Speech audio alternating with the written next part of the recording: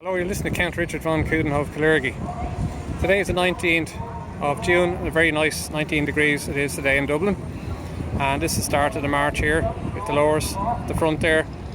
And there's a nice crowd there, so we're going for a little bit of a walk. Be interested to see where it goes. But interesting, during the week there, a couple of stories came out about pilots.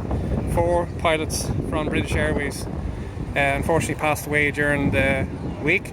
One of them, I think, was in his early 30s, and no connection with the vaccine, of course, even though I think 80% of the BA airline pilots have actually been vaccinated.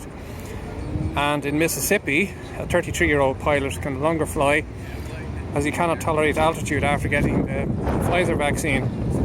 And interesting as well, during the week it's been announced that the Bruce Springsteen concert, that those that have had the AstraZeneca vaccine will not be able to attend, so that's a bit of a shock to them. And I think it cannot be pointed out enough that these vaccines are still in the experimental stage and have no FDA license and are for emergency use only. Now, the AstraZeneca estimate that their vaccine trials will be running until February 2023. Pfizer estimate that the end of January 2023. The Johnson & Johnson estimate that their will end in end of January 23 as well, and Moderna, their vaccine will end sometime around, expected ending sometime around the end of November 22. So it can't be emphasised enough that this is still in the experimental stage, and it's important to look up the European database for adverse reactions. And at the moment now, as far as I know, it's pushing on 14,000 fatalities, and I think over 1 million adverse reactions. So, and the suspicion is too, there's also an underreporting of the amount of people who are actually suffering adverse reactions. But interestingly, during the week I was out for a walk and I spotted, I've always had an interest in aviation, and that's why I'm concerned the effect that this will actually have on the industry. And unfortunately, I think people may have been duped into taking the vaccine in the belief that they'll be able to go away on holidays. And my suspicion is that there'll be another lockdown, possibly in late August or September. But so this is about to start now. But also I'd like to add, like during the week, interesting enough, I spotted 2 Bombardier 6000 aircraft. One was flying towards America and one was flying from America, and both of them left trails that went from horizon to horizon. Now, interesting enough, both of those aircraft, neither of them had a registration, even though, as I say, it was picked up by flight radar. Now, that got me onto thinking about the planes that we really need to find who's in them are the planes that have no registration.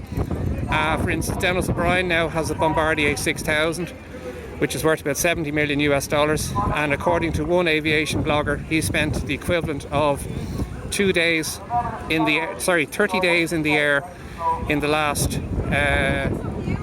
years. There's the lowers, lovely lowers. You know, isn't that great to see them going there? But so I think the planes that we need to watch are the ones that have no registration, and I suggest all the subscribers download the Flight Radar app and monitor the aircraft coming in and out of Ireland. And thankfully they are smart enough to have different shapes, so you can pick up the private jets, private aircraft. And also during the week I spotted one that came in. It was a helicopter that came in from the UK that landed in a little airfield out in Kildare called Kilrush, which is an airfield I never heard of before, and was on the ground for about 20 minutes before flying down to Tipperary. And through Google Maps I was able to find it was actually visiting a wind farm. So you can see all the people marching by there now, so quite a few familiar faces. And I'll just pause this now and catch up with you later. How you doing? That's cool, I like that.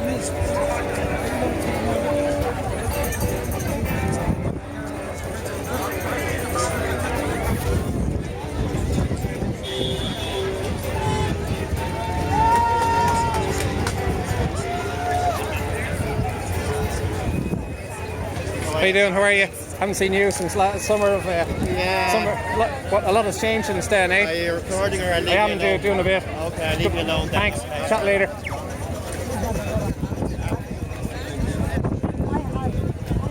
Hi Mark. How you doing, man? Alright, Mark. Alright, good. How are you?